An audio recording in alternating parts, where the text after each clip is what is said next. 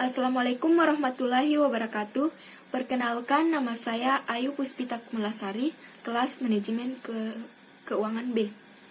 Baiklah, pada kesempatan kali ini saya akan menjelaskan tentang materi variabel costing dan laporan tersegmentasi, di mana variabel costing adalah suatu konsep penentuan harga pokok yang hanya memasukkan biaya produksi variabel sebagai elemen harga pokok produk. Yang kedua yaitu metode variabel costing, di mana metode variabel costing merupakan alternatif untuk menghitung harga pokok produksi di samping metode full costing yang diterima secara umum. Adapun langkah-langkah pada penentuan biaya pokok variabel ada 3. Yang pertama yaitu semua biaya pabrikasi, penjualan, dan administratif dinali secara cermat guna menentukan yang mana berperilaku variabel, mana yang berperilaku tetap. Yang kedua yaitu biaya produksi variabel bahan baku langsung, tenaga kerja langsung, dan overhead pabrik pada variabel dibebankan sebagai biaya produk.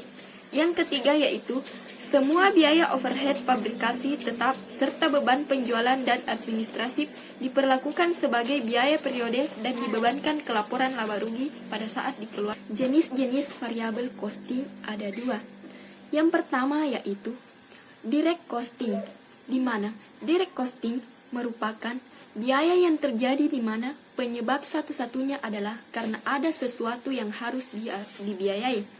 Dalam kaitannya dengan produk, biaya langsung terdiri dari biaya bahan baku dan biaya tenaga kerja langsung.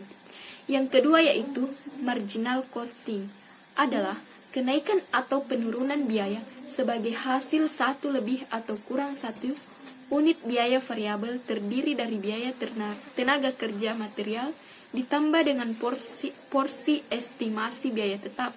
Adapun tujuan variabel costing yang pertama yaitu perencanaan laba, yang kedua yaitu penentuan harga jual produk, yang ketiga yaitu pengambilan keputusan oleh manajemen, dan yang keempat yaitu pengendalian biaya.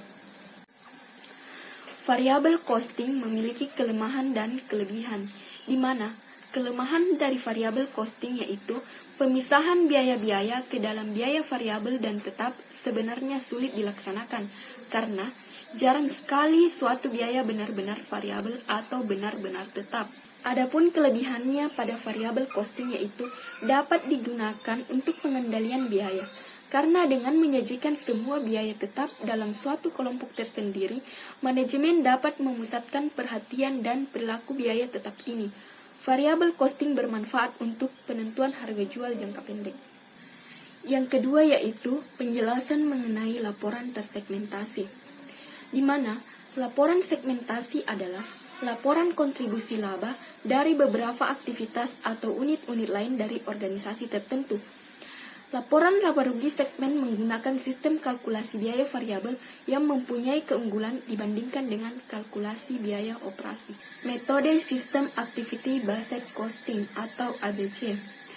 Metode ini adalah metode membebankan biaya aktivitas-aktivitas berdasarkan besarnya pemakaian sumber daya dan membebankan pada objek biaya seperti produk atau pelanggan berdasarkan besarnya pemakaian aktivitas serta untuk mengukur biaya dan kinerja dari aktivitas yang terkait dari objek biaya.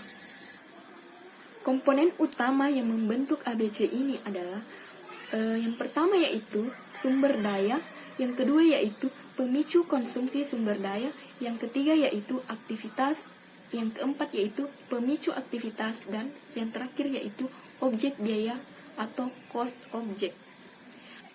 Itu mungkin penjelasan mengenai materi variabel costing dan laporan tersegmentasi. Sekian dari saya, wabillahi taufiq wal hidayah. Wassalamualaikum warahmatullahi wabarakatuh.